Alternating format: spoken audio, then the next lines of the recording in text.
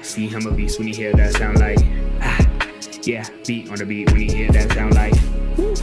Yeah, bitch on the champ, only me one round like yeah, me, I'm a G-Ring. Fighting next weekend, January 14th, UFC Vegas 67.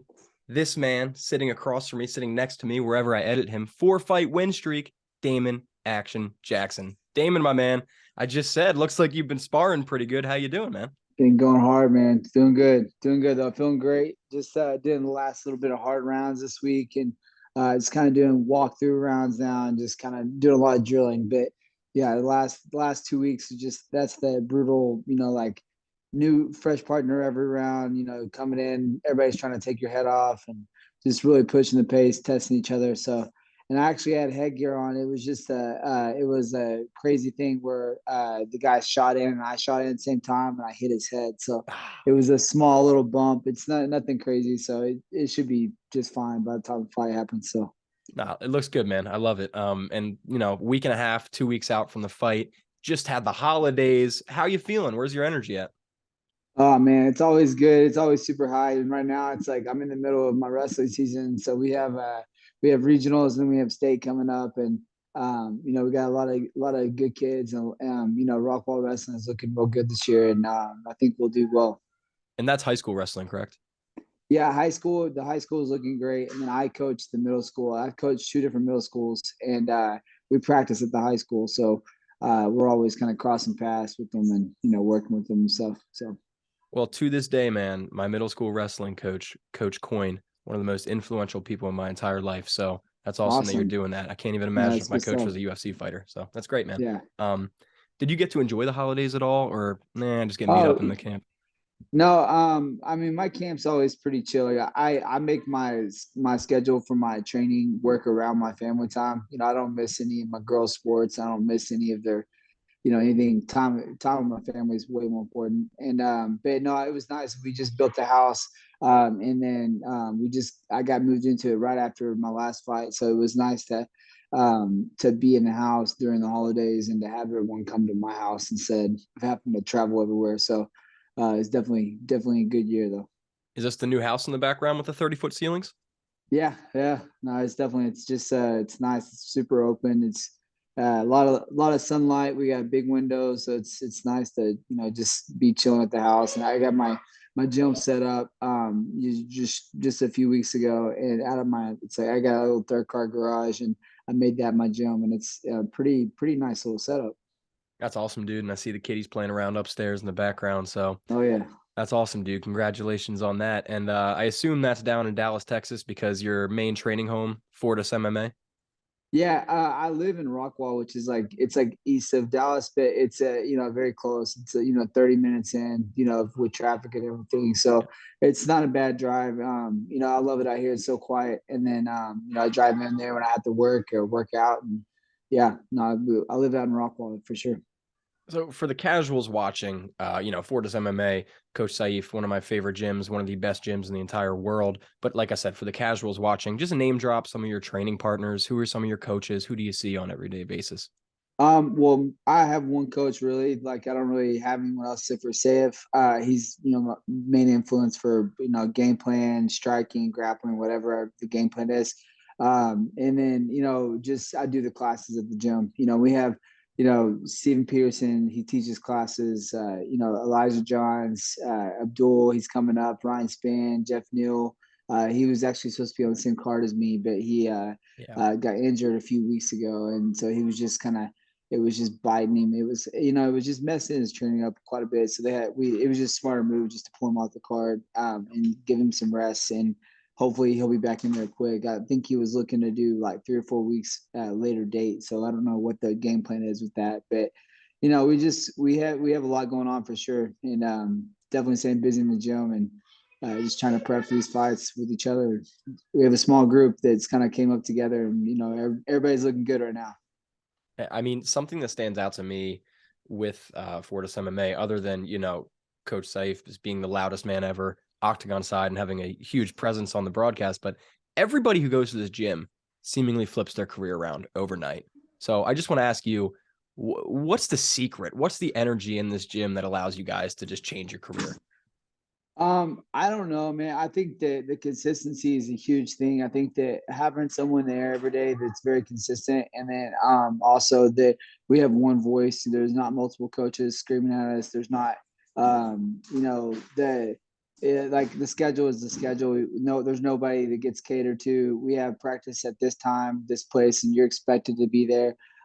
It's just like kind of old school. It's just not it's not one of those camps where you have your own coaches, you bring your own training partners in. It's not like that, and I think that that bites a lot of people in the butt, later on in their career, because it's like it's hard to keep together a good group. And so when you got a good group, you just want to stick together, and that's what we've done. We've all came up together from LFA, XKO, these small local promotions, and then we've all came up together at the same time. It's nice to have it all paying off. Like everybody's looking good right now, and everybody's getting better every day. The room's getting tougher and tougher. We got guys that don't even know their name, looking like champs in there already. So And that's exactly what I was going to say. Hello in the background, but that's exactly what I was going to say. I was going to say it looks like it's paying off because the work you guys put in translates 100% to the octagon.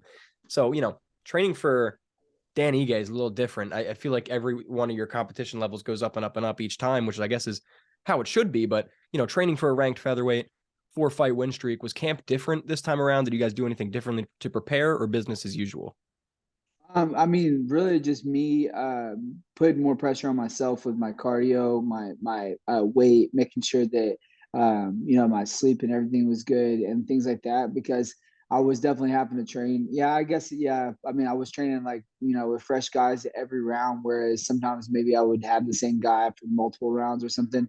Sure. So just kind of really ramping it up on game plans and like what he probably is going to come in trying to do and what he's strong at for sure. We definitely have guys mimic it as much as possible, but he's a tricky dude because he's been fighting for so long. And he's fought some of the best guys, so he could make that switch real quick and completely mess up my game plan. So I kind of go into a fight with an idea of what I want to do, but then it always ends up either I either go all in on that and it looks great, or I go in there and I have to change it up every round. So I'm prepared for really anywhere this fight goes. And I know it's so cliche to say that, but it's like I really have learned a lot over the years of it's like Mike Tyson's like everybody has a game plan so they get hit in the face, and it's so true. Everybody forgets that game plan. So I just want to go in there and get after him quick. So, I mean, obviously fighting Dan Ige, biggest named opponent to date, ranked number 13th in the featherweight, just, as you said, takes on the toughest of the tough competition. What are your Yeah. thoughts on him overall as an opponent?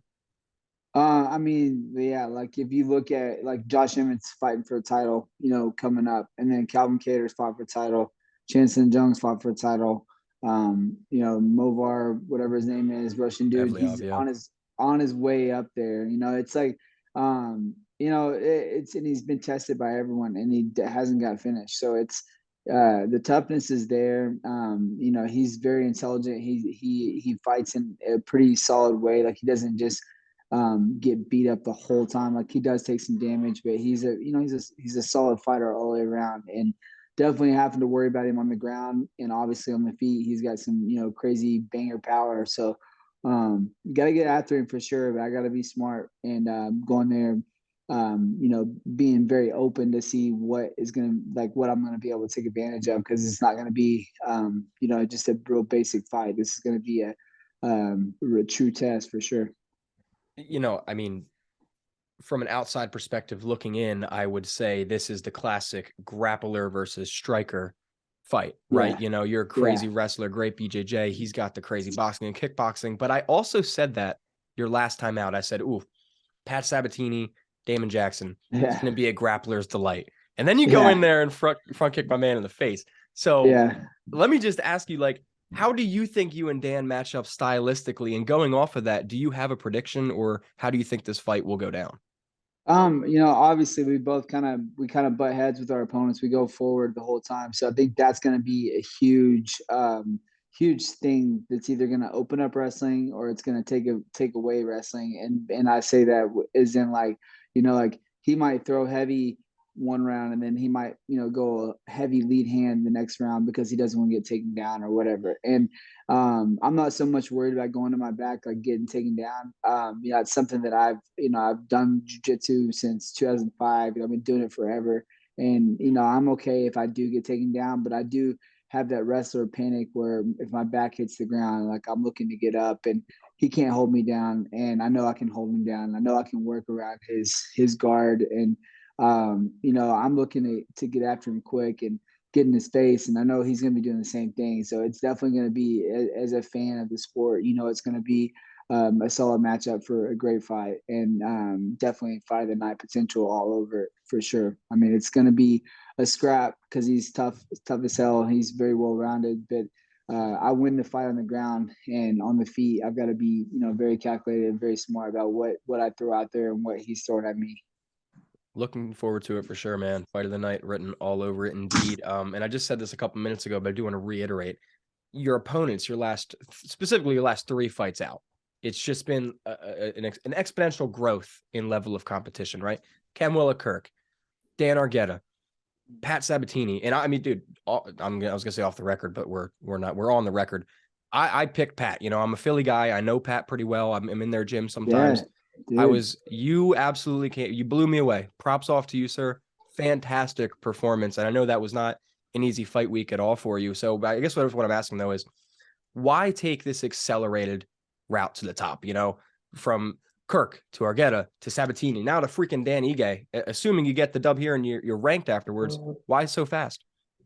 I don't know what, I can't really hold back too much longer. I don't want to sit here and fight until I'm, in my upper 40s, and I'll fight as long as my body's healthy and as long as I can get in there and mix it up with the best guys. But I think that when you get in that mix of you're trying to grow and you're trying to, get range, you're trying to get ranked fights and things like that. That's the way you have to go. And I don't really want anything else but the title.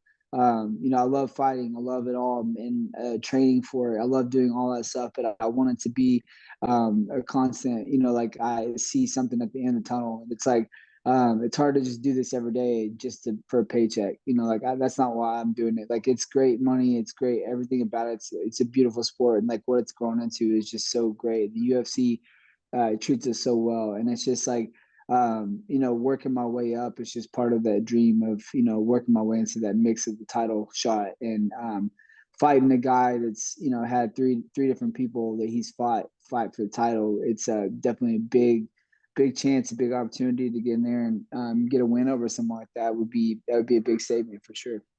And I mean, you get the win. One has to think you're ranked, wake up Monday morning. What's next after this, dude? Anybody you want to call out? Anybody you want to fight, or you just want to keep climbing those ranks? No, I mean, after this fight was over, I reached out to Dan, I reached out to Sadiq, I reached out to Alex Caceres, Julian Rosa. Yeah. I talked to all of them trying to get a fight lined up for December, and Dan was available. Julian and Alex were already matched up, so me and Dan went back and forth a couple of times, and I told him, I was like, hey, let's try to do it for December. We both went to the UFC, and the earliest they could do is January. So I'm definitely wanting to stay busy. I want to get in there, mix it up, win, then, go to my next fight and stay busy as possible. Yeah, man, absolutely. And I mean, you just mentioned your ultimate goal, obviously, is getting that title. Really not too far off the way you're going. If everything goes down perfectly the way you want it, kind of what's your stepping stone path to get there? How many more fights until you're fighting for that belt? I'm kind of a company man. It's like what the UFC tells me is what it is. So they want me to fight this guy, fight this guy, fight this guy. Like, I'm just stack them up as much as I can and keep moving forward. And I'm looking to get in there as soon as possible. I'll definitely step in if Yair or if one of those guys get hurt, they need a fill in, and I'll be there. I'll always make weight. So. If it comes next month or whenever that fight is, I'll take it then. And I see you've been chirping on either Twitter, Instagram, or somewhere, but you still want that Bryce Mitchell fight someday? Bryce is a cool dude. I like him a lot. I basically told him whenever his opponent, I forget who it was. I think it was Mavs or whatever. Yeah, it was I don't know. Evliov, yeah. Yeah, he had that fight, and then the guy pulled out, and I was gonna step in. I was just like, hey, like, look, obviously I didn't deserve that shot yet at him and at that number 9 spot or whatever he was. I just basically was gonna step in and just to help him in the UFC out. And people gave me so much shit for that. And I was like, dude, calm down. Like I wasn't like saying I deserved that. I just said that hey, like pick me. Don't I want to waste it watch on. that fight. Like what? Why are Yeah, you no. complaining? But so that was his only chance to beat me. It was a 1 week notice, and that was his only chance to beat me. So now next time we fight, I can't be nice to him. So yeah, but no, I actually talked to him a little bit on Instagram, and he's just a cool dude, man. I was just telling him like no disrespect. I was just trying to fill in the fight, and he respected it, and that was it. So I think eventually that fight will happen one day for sure. And if he's not retired, he was talking about retired at that last fight. So I don't know. But yeah. I'd love to see that one go down. That's one I would also say is a grappler's delight, but you'll probably just end up front kicking him in the face too. Yeah, no joke. I actually have Bryce on the podcast I run called Tapped Out, and dude, he's talking about, we're like, what's like the craziest thing you do to train? Thinking I'll do like, I don't know, some like stupid thing in the gym. He's like, I wrestle my cow. I got a cow that I wrestle. He's got like a cow that he goes outside, wrestles, has his girlfriend make sure it doesn't get hurt. Nutty guy, man. So let me ask you, what's the craziest thing you do to train?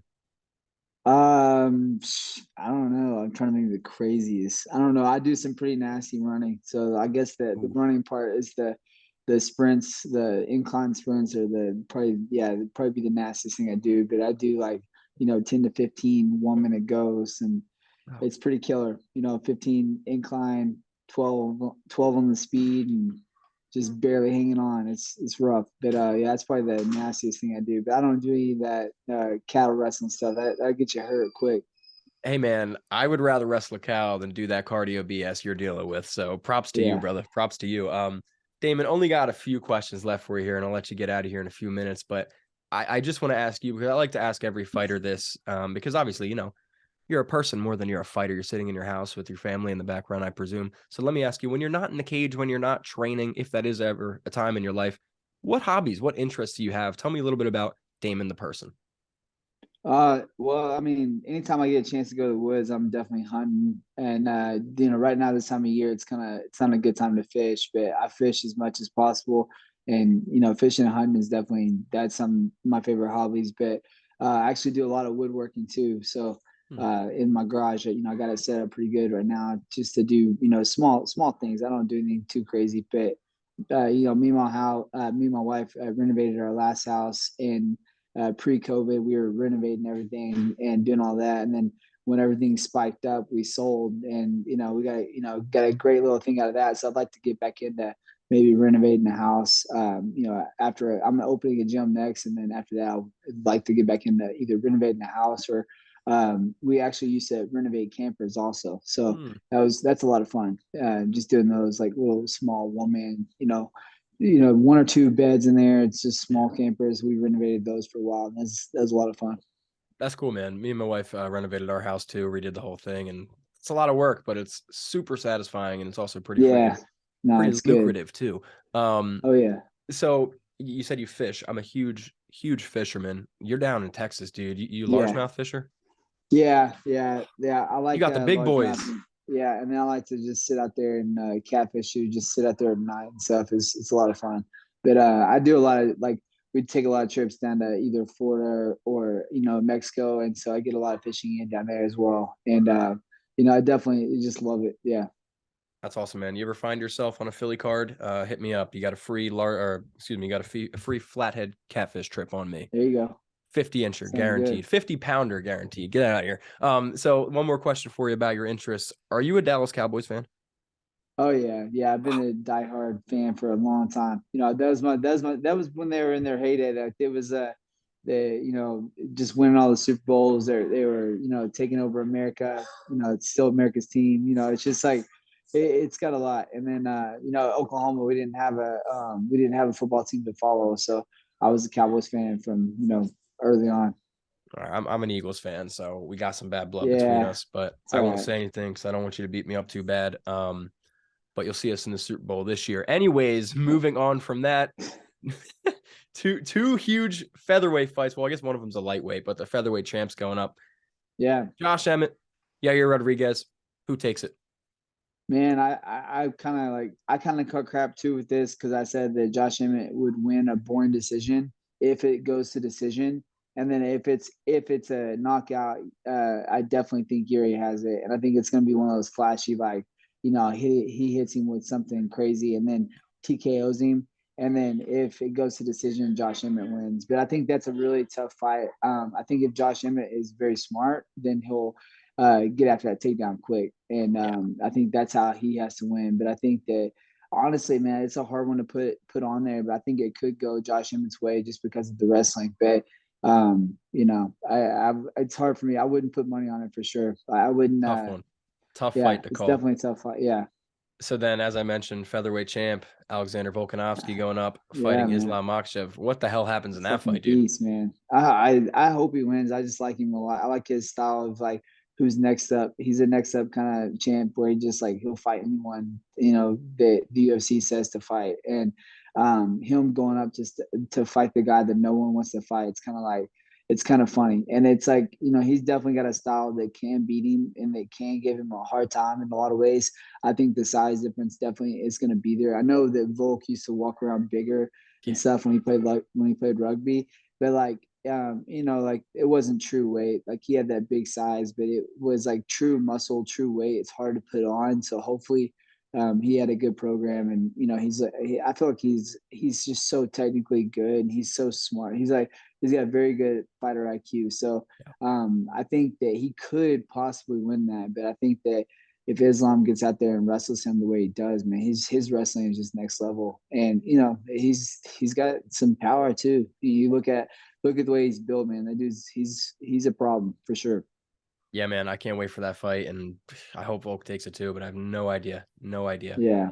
My last question for you, Damon. I used to ask pretty much every fighter I interviewed this, and I kind of stopped just because I get a lot of the same answer. But I really want to ask you this question because 2022, you faced a lot of obstacles. You had a lot of personal things go down. You lost your brother right before the Pat Sabatini fight. So my question is, man, like when life hits you, it hits all of us. So when life hits you, whether it's something as horrible as that, whether it's after a loss, whether it's after a rough day in training camp, even if you're just sitting in bed at night, like just doubting yourself, what keeps you going? Like what keeps you motivated and inspired to keep achieving your dreams? I don't know. I just kind of it's been ingrained in me just like to, keep moving forward with, like when you set a goal, you got to understand that like you're not just going to go from A to B and be there. Like, there's going to be plenty of things that like get in your way and like things you got to work through. And that like that's the whole cliche. It's so dumb. It's like where it's like it's not the destination, it's the journey and all that BS. Like it really does make a lot of sense. And the fact that like, I think about like all the places that I've fought, like all the times that I've, been in like really bad positions or even lost a fight, thinking like working through that and then thinking about where I'm at and like where I'm going still. It's like, I just can't wait to get there, but it's like you got to figure it out along the way. Just, I think that that's the thing is that most people get down is when they think it's over and it's not over yet. It's just like part of it, and then you'll look back at that time when you think it's over like that. And you'll remember and you'll respect it. You'll respect your journey more once you kind of get a chance to take a step and look back. And I just it's hard to answer that one for sure. But like for me, it's like just to keep moving forward and you're remembering your goal, remembering what you like, why you wanted it, and stuff like that. And it's just that's why I've been doing this since like seventh grade is when I set out to be in the UFC and to be a UFC champion. Was in seventh grade. I really made it in my mind. I was like, I'm going to start wrestling. I'm going to be state champ. I'm going to go to college. I'm going to be All-American. And then I'm going to go fight in UFC. And that's just like, I've literally just worked exactly what I said I was going to do in the seventh grade. I've just been doing the exact same thing. And, like looking back all the way then, because I'm working with middle schoolers now, and to look back then and see them at the age that I decided to do that, and then all the great things that have happened, it's just like it's a cool thing to be able to take a step back and look at that. And I think that you just got to keep moving forward. That's awesome, man. It's extremely inspiring, especially to watch you go out there and achieve like you have been achieving on this impressive streak. Damon, last thing for me, you have tons of fans, a lot of family, friends, supporters. I'm in Philly around the Pat Sabatini squad, so I can tell you, even have some freaking haters out there. Anything you'd like to say to everyone, the mic is yours. No, man, I appreciate everybody's support. It's kind of crazy after that fight. You know, I had a lot of like hundreds of people that have messaged me about it and said it inspired them in some way. And you know, I never was doing it for anyone else. I was just doing it for myself. And but I appreciate everybody's support. Yeah, haters or lovers, whatever.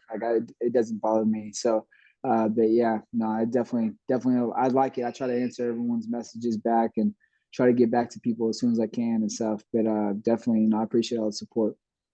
Love it, brother. And Damon, for real, man, when I say thank you, I genuinely mean it. Thank you so much. I know you got a lot going on, training camp, holiday season, big fight coming up. So for real, thank you for giving me the time. But ladies and gentlemen, I will link all of Damon's social medias below. Go follow my dude and do not miss it. January 14th. He's going to take on Dan Ige and get that W, enter them featherweight rankings. So Damon, thank you so much, man. Have a great day and sincerely kick ass. Appreciate it, man. Thank you. Of course.